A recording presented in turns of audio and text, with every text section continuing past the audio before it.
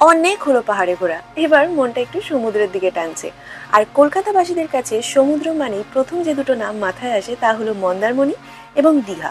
আর হবে নাই বা কেন বলুন, কলকাতা থেকে মাত্র 4 ঘন্টার পথ অতিক্রম করেই পৌঁছে যাওয়া যায় এক ভিন্ন পরিবেশের মনোরম ওয়েদারে। রিফ্রেশ করে নেওয়া যায় নিজের মাইন্ড। কোথায় যাচ্ছ? না ট্রেনে না, বলো মন্দারমণি। আমাদের এই দীঘা মন্দারমণি সিরিজের আমাদের প্রথম গন্তব্যস্থল হলো মন্দারমণি। সকালটা শুরু করলাম গরম গরম চা খেয়ে। আচ্ছা বলো, আমরা এখন কোথায় যাই বলো? মণি।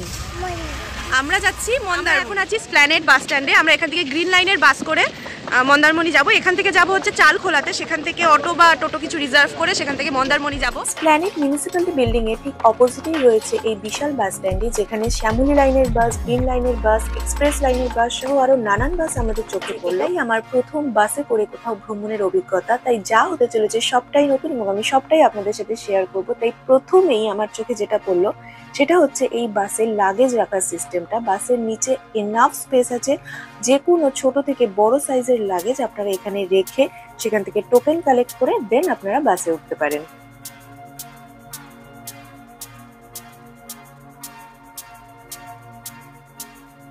লাগেজ রেখে আমরা উঠে পড়লাম বাসে।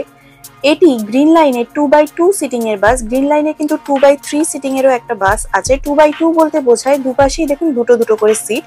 তো আমরা আমাদের সিটের কাছে পৌঁছালাম এবং পৌঁছে আমি যেটা দেখলাম যে সিট যথেষ্ট পরিষ্কার পরিচ্ছন্ন, সামনে যে লেগ স্পেসটা রয়েছে সেটাও যথেষ্ট আছে। এই বাসে আপনাদের ছোটখাটো লাগেজ বা ব্যাকপ্যাক রাখার জন্য আলাদা করে স্পেস দেওয়া রয়েছে, তো লাগেজ নিয়ে কোনো রকম ওয়ারি করার বিষয় নেই।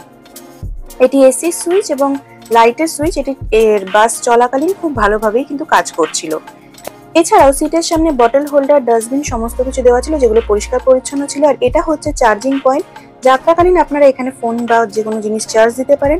সিটটা যথেষ্ট ভালো লিন হচ্ছিল। সিট নিয়ে, বসার জায়গা নিয়ে বা পুরো বাসের ইন্টেরিয়র নিয়ে আমার কিন্তু কোনো রকম কোনো সমস্যা বোধ হয়নি।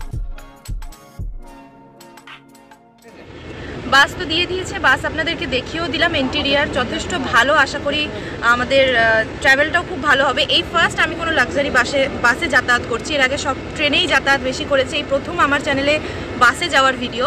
তো আমার কি এক্সপিরিয়েন্স হয় সেটা তো অবশ্যই আপনাদেরকে শেয়ার করবো। আর আপনারা কারা কারা বাসে আগে ট্রাভেল করেছেন বা কোথায় কোথায় গেছেন আমাকে কমেন্টে জানাতে কিন্তু ভুলবেন না। একদম কারেক্ট টাইমে আমাদের বাস ছেড়ে দিল বাস স্ট্যান্ড থেকে মন্দারমণির উদ্দেশ্যে। বাসের ইন্টেরিয়র দেখে আমার তো মনে হচ্ছে আমাদের এই জার্নিটা অনেকটাই আরামদায়ক হতে চলেছে। তো চলুন এবার আমরা রওনা হয়ে যাই মন্দারমণির দিকে।